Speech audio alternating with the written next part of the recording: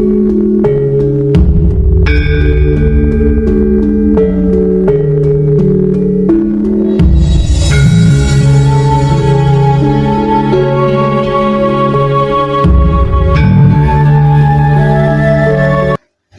yang dari Indramayu ya? Dari mana? Saya dari Madura. Oh, dari Madura. Panjenengan yang Indramayu.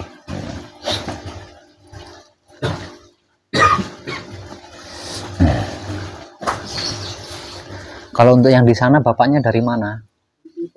Ya? Dari Depok. Sama istri.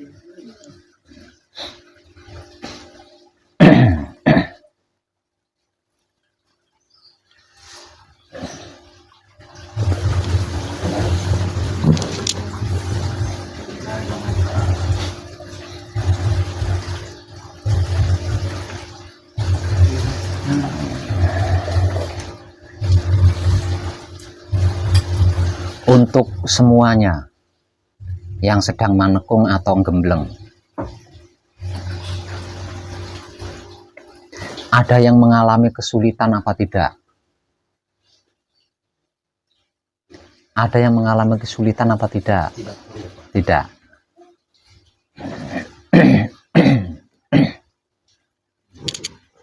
Ini yang baru datang dari Bandung, ada yang mengalami kesulitan? Ada yang mengalami kesulitan enggak? Hah? Enggak ada. Ya? Tidak.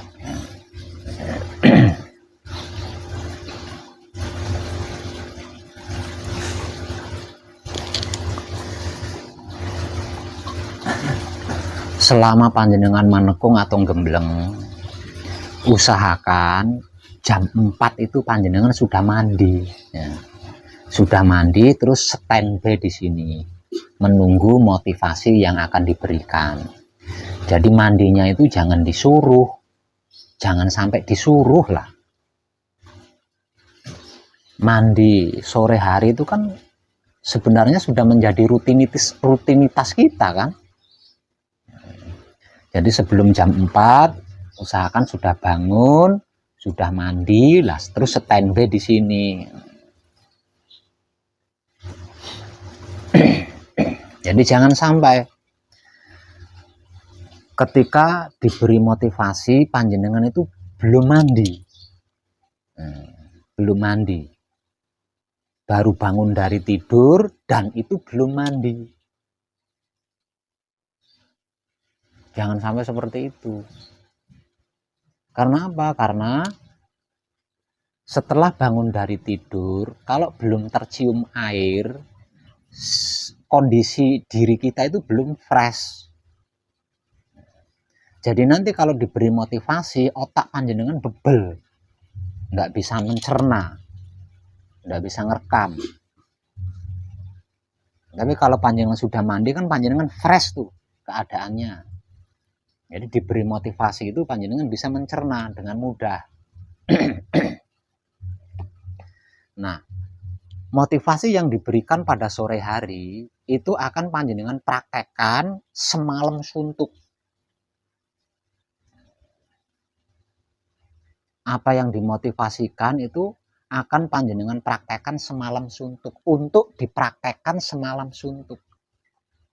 Nah, di dalam prakteknya jangan diubah, apalagi keluar dari motivasi. Jangan diubah. Jadi apa yang dimotivasikan itu yang dilakukan terus menerus semalam suntuk. Jadi jangan coba-coba mengubah, apalagi sampai keluar dari apa yang dimotivasikan.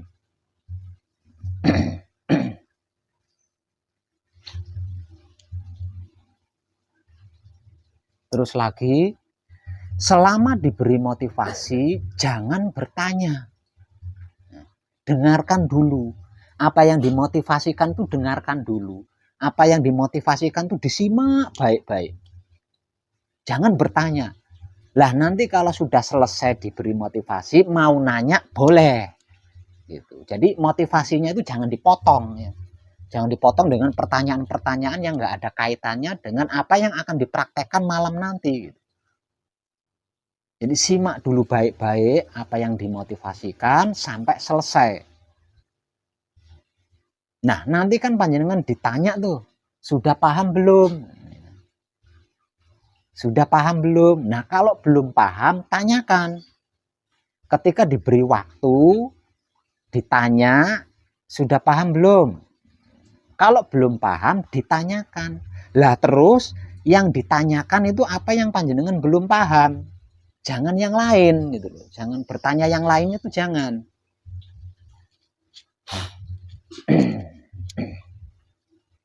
Karena manekung atau gembleng itu sulit. Aslinya itu sulit. Kalau tidak ada yang menjamin itu sulit. Kalau nggak ada yang bertanggung jawab itu sulit. Karena manekung atau gembleng itu sama halnya bertapa. Artinya selama panjenengan menekung atau gembleng, panjenengan itu dalam keadaan bertapa. Nah, bertapa ini nggak gampang. Menjadi ringan seperti yang panjenengan alami karena ada yang bertanggung jawab. Nah, kalau dilakukan sendiri tanpa ada yang bertanggung jawab, ada yang mampu bertapa. Di era modern ini ada yang mampu bertapa. Panjenengan tahu nggak bertapa itu apa? Bertapa itu meninggalkan semuanya, pergi ke tengah hutan atau ke puncak gunung atau ke dalam gua, udah tanpa apa-apa sendiri. Dan itu selama bertahun-tahun sampai apa yang dimaksud tercapai. Di era modern ini nggak ada yang mampu bertapa, itu nggak ada.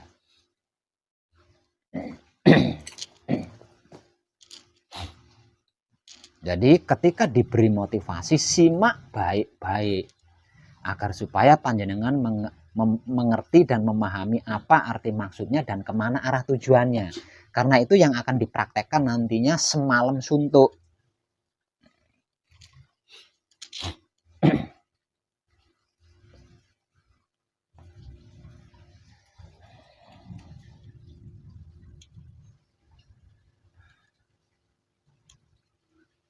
Kemarin malam saya mengetahui ada yang patrap singkir di atas tempat duduk.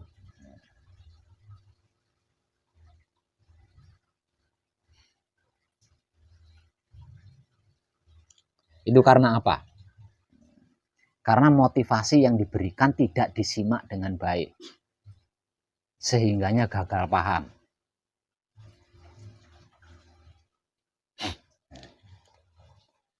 Nah terus malam ini tadi saya mengetahui ada yang bersamadi sampai kepalanya nunduk ke bawah. Nah itu karena apa? Karena panjenengan tidak menyimak motivasinya dengan baik.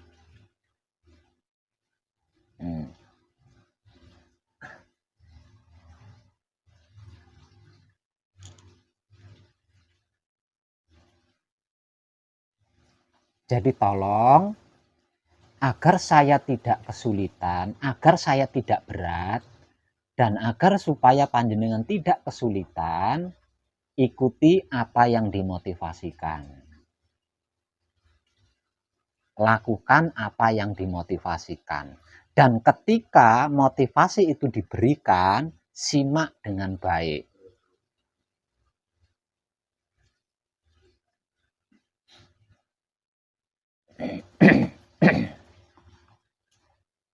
Nah, ini rumit loh ya.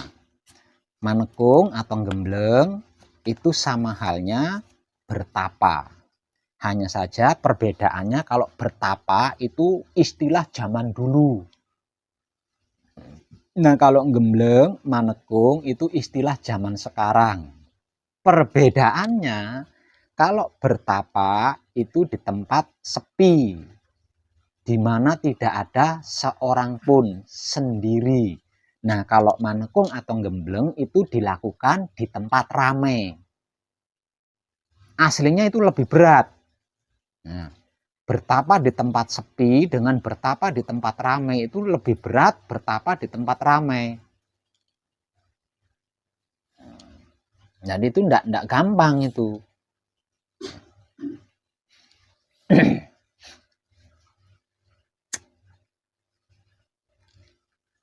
Nah, kalau panjenengan sampai tidak menyimak motivasinya dengan baik, nanti panjenengan bisa salah jalan. Bisa salah jalan, akhirnya panjenengan tersesat. Nah, kalau sudah salah jalan, tersesat, siapa yang akan bertanggung jawab? Coba.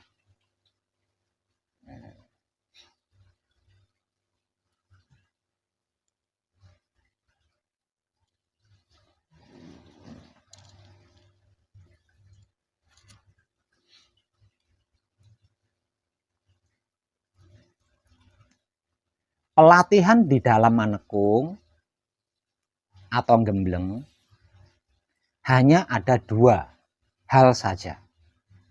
Pertama, yaitu diam setelah melakukan patrap.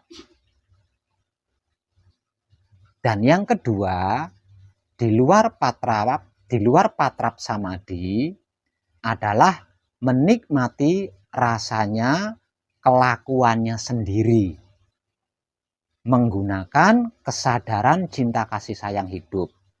Lah, dua hal ini bukan pelajaran biasa, bukan pelatihan biasa. Dan tidak semua orang mampu melakukannya, tidak semua orang bisa melakukannya. Kecuali kalau seseorang itu bersedia bertobat dan berani memohon pengampunan kepada Maha Suci, itu baru bisa. Kalau tidak bisa mempraktekkan dua hal tersebut, itu tidak akan bisa. Berat sekali. Jadi jangan remehkan pelatihan diam yang sedang panjenengan latih setelah melakukan patrap. Jangan remehkan pelatihan menikmati rasanya kelakuan sendiri menggunakan kesadaran cinta kasih sayang. Jangan remehkan itu. Itu berat sekali itu.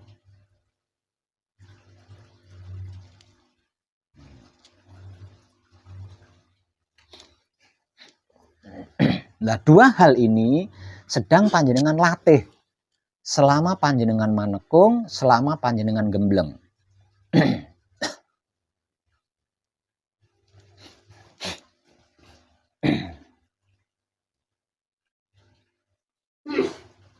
Kenapa harus diam ketika bersamadhi setelah melakukan patrap?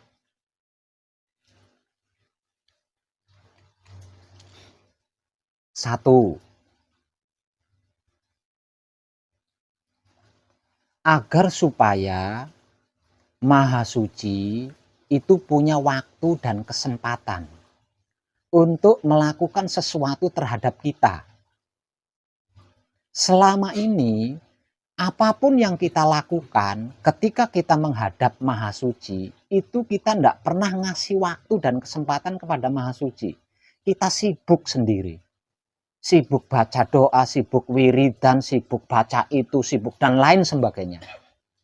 Dari awal sampai akhir nggak ada diamnya. Sehingganya Maha Suci itu tidak punya waktu, tidak punya kesempatan untuk melakukan sesuatu, untuk berbuat sesuatu untuk kita, itu dia tidak punya kesempatan. Agar supaya Maha Suci punya waktu, punya kesempatan, setidak-tidaknya menyapa kita, maka kita harus mau diam. Satu itu. Kedua,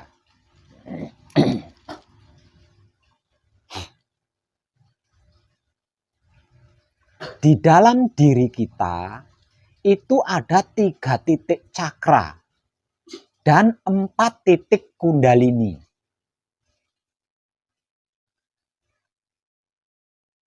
3 titik cakra dan 4 titik kundalini ini akan aktif secara otomatis manakala panjenengan diam ketika bersamadhi.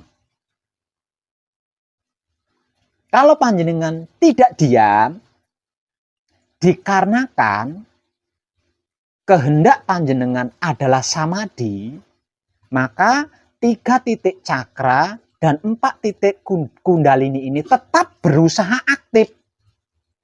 Karena apa? Karena panjenengan bermaksud samadhi, bermaksud diam. Karena panjenengan bermaksud diam, bermaksud samadhi, secara otomatis 3 titik cakra dan 4 titik kundalini ini berusaha aktif. Lah, kalau panjenengan tidak diam, maka aktifnya ini akan terganggu. Kalau tubuh panjenengan goyang, tubuh panjenengan melengkung, aktifnya ini akan terganggu. Itulah. Dia tidak bisa aktif karena terganggu. Walaupun tidak bisa aktif, karena kita berkehendak diam, dia berusaha aktif terus. Berusaha aktif terus. Karena kita menghendaki diam. 7 titik ini berusaha untuk aktif terus. Sementara wujudnya tidak mendukung. Bergerak, mengkelung, menunduk, dan lain sebagainya. Nah, ini akan mempengaruhi 3 titik cakra dan 4 titik kundalini yang berusaha aktif. Nah, karena aktifnya ini tadi terganggu, efeknya di raga kita capek. Lah, kalau patrap samadhi hasilnya capek, lambat laun panjenengan akan bosan. Tidak mau melakukan patrap samadhi lagi. Karena apa? Karena hasilnya capek. Ya? Hasilnya capek. Tuh. Namun kalau panjenengan mau diam, maka 3 titik cakra dan 4 titik kundalini ini akan aktif tanpa terhambat. Dan ketika 3 cakra dan 4 titik kundalini ini aktif, panjenengan tidak akan tersentuh oleh penyakit apapun. Sebelum itu kalau panjenengan punya penyakit itu akan sirna dengan sempurna. Itu manfaat atau gunanya ketika 3 titik cakra dan 4 titik kundalini ini bisa aktif pada diri panjenengan. Selain itu, aura panjenengan juga akan menyala.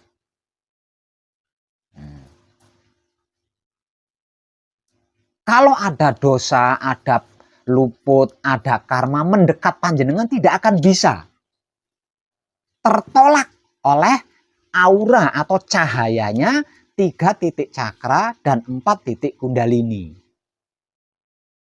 Kedua itu ya.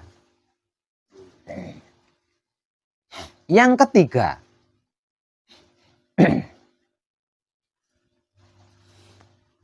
untuk bisa memberikan pencerahan, hidup kita itu membutuhkan wujudnya diam.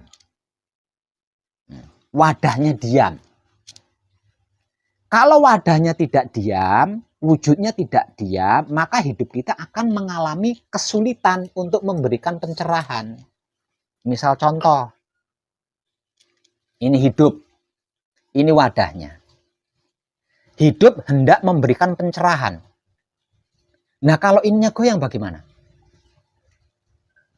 Bagaimana? Bagaimana air ini bisa tertuang kalau wadahnya ini goyang terus? Tidak diam. Itu gambarannya.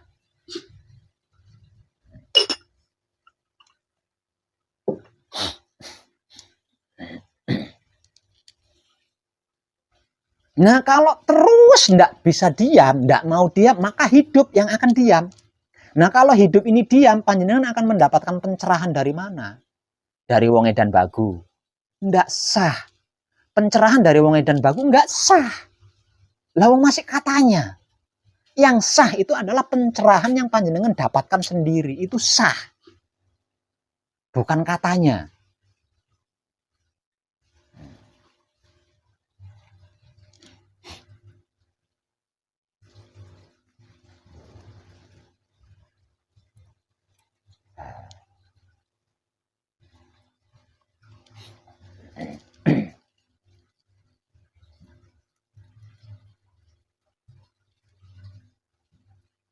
Kenapa di luar patrap samadhi kita harus menikmati rasanya kelakuan diri kita sendiri? Itu pun dengan menggunakan kesadaran cinta kasih sayang hidup. Kenapa? Karena kita dalam keadaan kunci. Karena kita sedang kunci, kumpul, nunggal, suci.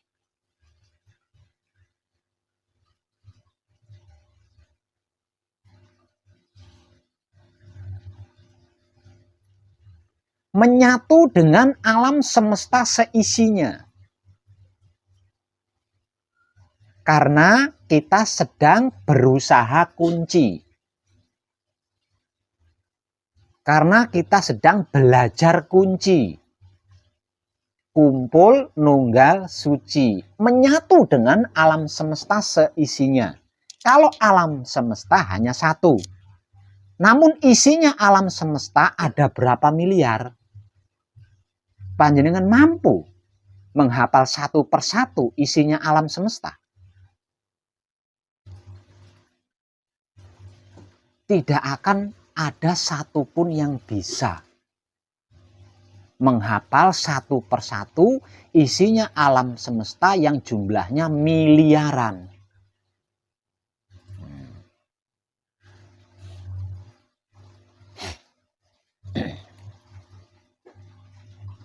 Dengan menikmati rasanya kelakuan diri kita sendiri, menggunakan kesadaran cinta kasih sayang hidup, kita bisa. Kenapa? Kok bisa?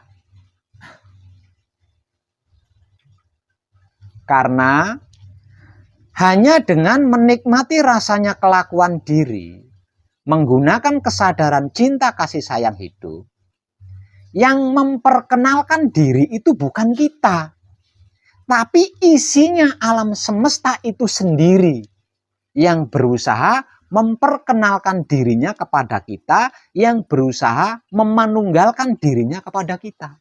Kita tidak perlu ngapa-ngapain.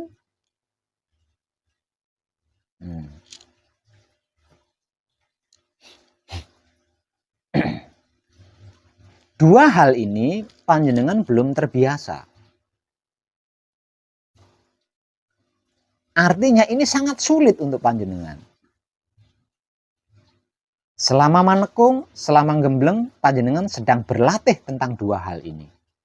Jangan pernah lupa itu. Dan waktunya teramat singkat. Hanya 4 hari 5 malam. Dalam waktu 4 hari 5 malam, panjenengan ini harus ahli di sini. Harus sudah ahli. Ahli diam ketika bersamadhi setelah melakukan patrap. Dan ahli menikmati rasanya kelakuan diri sendiri, menggunakan kesadaran cinta kasih sayang hidup di luar patrap samadhi. Kalau panjenengan ahli di sini, maka panjenengan akan bisa membawa diri, akan bisa menempatkan diri, akan bisa menyesuaikan diri, dan akan bisa menjaga diri kapanpun dan dimanapun panjenengan berada.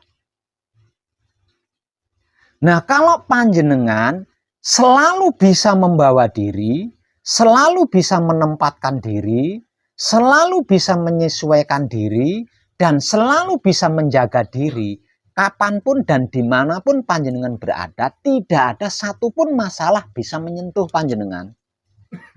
Tidak ada satupun kesulitan yang bisa menghalangi panjenengan. Tidak ada satupun dosa, luput, salah, karma yang bisa menyentuh panjenengan.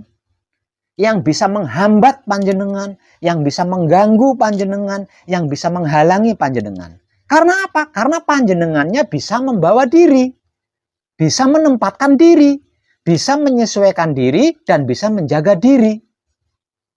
Gitu.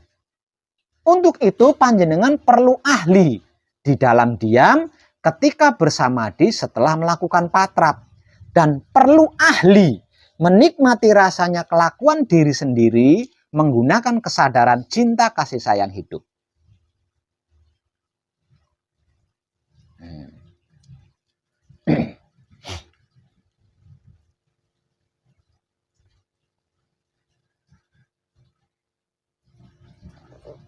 Sikap dan sifat panjenengan mampu membawa diri panjenengan. Sikap dan sifat panjenengan mampu menempatkan diri panjenengan. Sikap dan sifat panjenengan mampu menyesuaikan diri panjenengan. Sikap dan sifat panjenengan mampu menjaga diri panjenengan. Ditambah lagi, ada aura, ada kekuatan dari dalam diri panjenengan, dari 3 titik cakra dan 4 titik kundalini.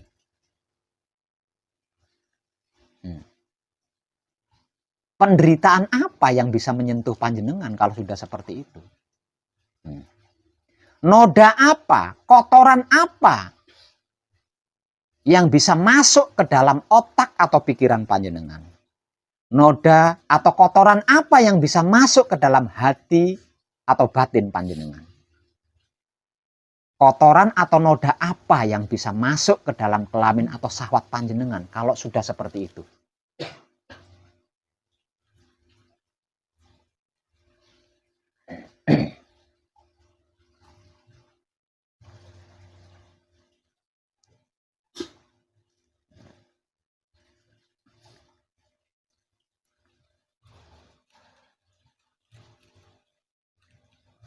Pertapaan panjenengan, manekungnya panjenengan, gemblengnya panjenengan sedang melatih diri panjenengan tentang 2 hal ini.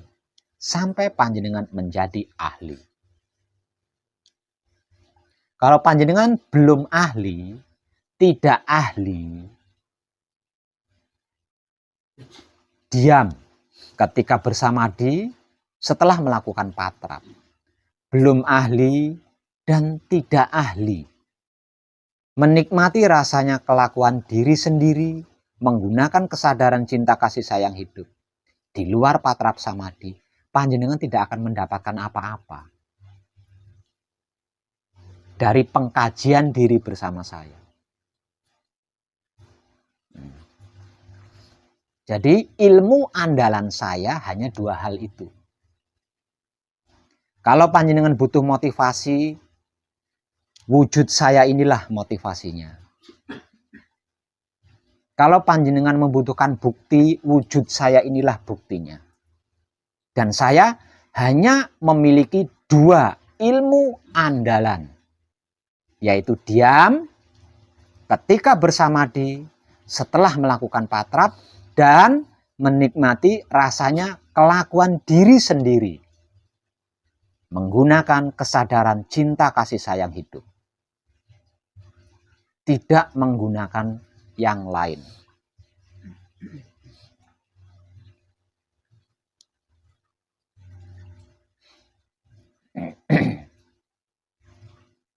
Sesungguhnya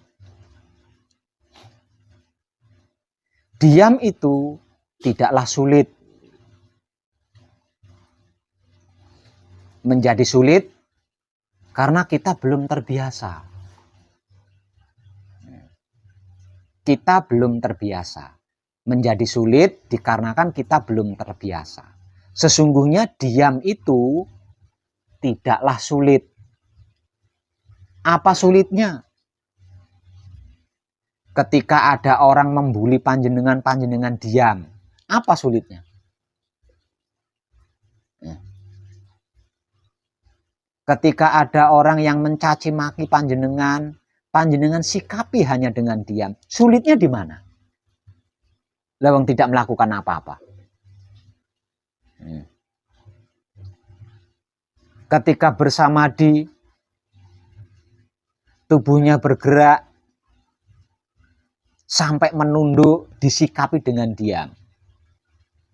Tidak diikuti. Apa sulitnya? Apa sulitnya? Tidak butuh sekolah itu. Diam itu tidak butuh sekolah itu. Namun diam ini menjadi sulit dikarenakan panjenengan belum terbiasa diam.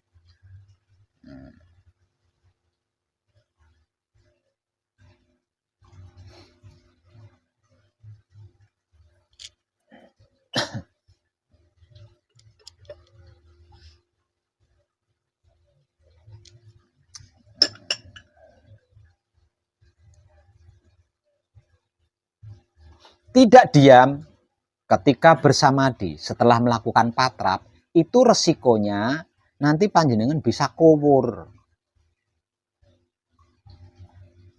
Kowur itu imannya goyah. Ujungnya malas nanti. Nah, kalau sudah malas, ini sudah sulit ini. Kenapa kok imannya goyah? Yang akhirnya menjadi malas. Karena setiap kali melakukan patrap samadi, hasilnya capek. Yang panjenengan dapatkan capek.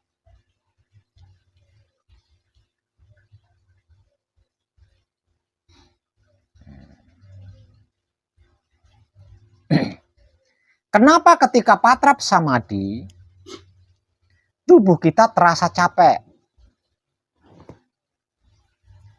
Mungkin kaki kita kram, mungkin pinggang kita kaku, mungkin leher kita juga kaku, dan lain sebagainya. Itu dikarenakan 3 titik cakra dan 4 titik kundalini ini aktifnya terganggu. Diri kita tidak mendukung ketika 3 titik cakra dan 4 titik kundalini ini berusaha aktif. Nah, diri kita tidak mendukung.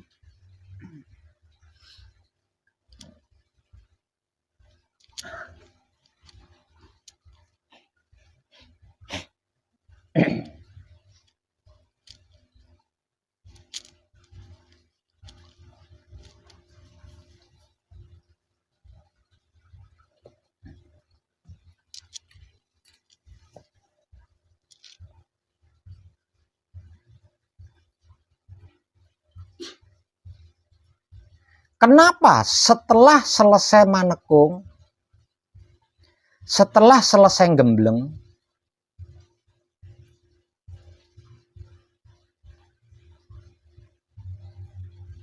kok masih bermasalah? Nah, masalah ini banyak ini. Tapi saya ambil satu kata saja, masalah. Kenapa setelah selesai manekung, setelah selesai gembleng, kok masih bermasalah? Masih ketemu masalah, masih mendapatkan masalah. Katanya kalau sudah selesai manekung, sudah selesai gembleng, selesai pula. Itu kenapa? Karena ada isi daripada alam semesta yang memperkenalkan diri, yang berusaha memperkenalkan dirinya kepada kita, yang berusaha memanunggalkan dirinya kepada kita, tapi kitanya tidak gubris. Tidak menyambutnya.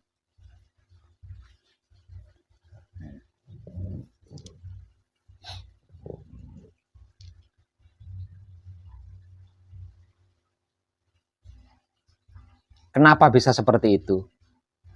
Karena ketika menikmati rasanya kelakuan diri dengan kesadaran cinta kasih sayang hidup ini tidak maksimal. Sering lupa, sering putus, atau yang enak-enak saja yang dinikmati. Kelakuan yang enak-enak saja yang dinikmati. Kalau ada kelakuan yang tidak enak, tidak mau atau berhenti.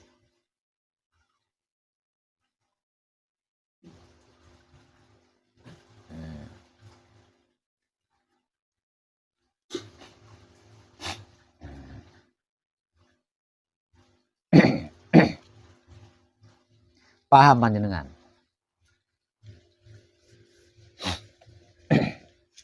Jadi waktu 4 hari 5 malam ini jangan disia-siakan. Jangan disia-siakan. Manfaatkan seluruh waktunya, gunakan seluruh waktunya hanya untuk mengkaji diri panjenengan sendiri. Toh caranya mengkaji diri panjenengan sendiri gampang banget. Diam ketika bersamadi setelah melakukan patrap dan menikmati rasanya kelakuan diri sendiri menggunakan kesadaran cinta kasih sayang hidup. Apakah itu sulit? Dua hal itulah bentuk pengkajian diri pribadi panjenengan. Waktunya hanya 4 hari 5 malam. Dikarenakan panjenengan sudah menyelesaikan dasarnya dari rumah. Sangat singkat waktu ini. Jadi panjenengan harus maksimal, panjenengan harus memanfaatkan atau menggunakan seluruh waktunya hanya untuk mengkaji diri. Jika tidak, panjenengan rugi besar. Kenapa saya katakan panjenengan akan rugi besar? Panjenengan menyimpulkan bahwa ini adalah kebaikan. Itu bukan kesimpulan remeh. Panjenengan berani menyimpulkan kalau ini adalah kebaikan. Apa yang sedang kita kaji ini adalah sebuah kebaikan. Itu bukan kesimpulan remeh. Itu kesimpulan yang sangat besar. Panjenengan berani mengambil keputusan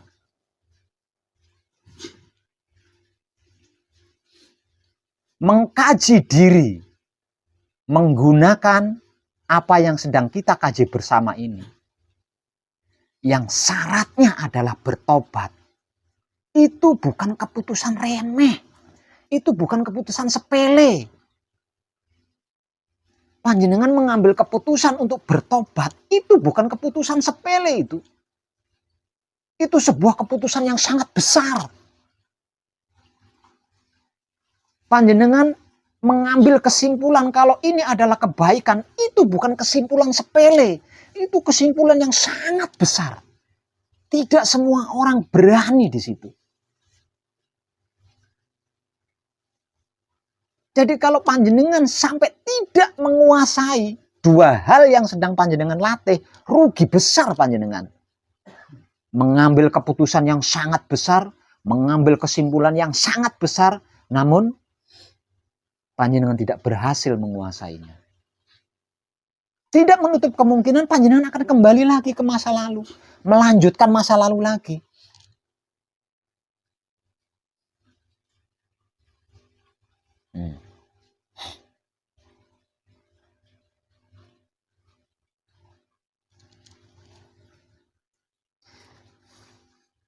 Sebelum datang menemui saya di pesanggeran ini,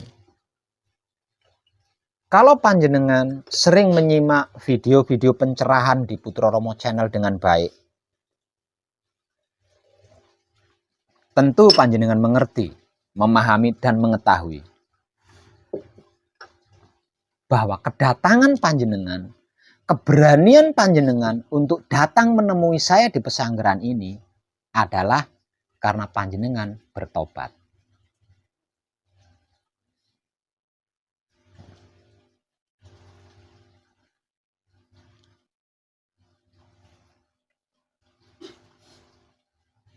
Karena apa? Karena pengkajian diri bersama saya di sini syaratnya hanya bertobat. Ini banyak video-video yang saya mengatakan ini. Kalau tidak bertobat, tidak bisa mengkaji ini, tidak bisa. Karena tidak ada kompromi di sini.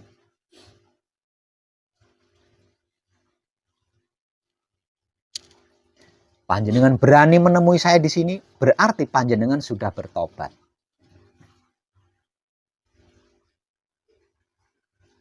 Panjenengan mengambil keputusan untuk bertobat. Lah ini bukan keputusan sepele. Ini keputusan yang sangat luar biasa. Keputusan dari seorang manusia yang sangat dirindukan oleh Tuhannya.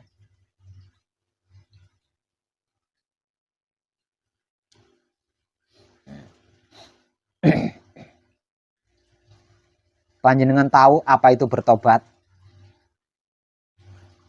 Bertobat adalah menghentikan seluruh masa lalu dan tidak mengulangnya lagi. Itu arti maksud daripada bertobat.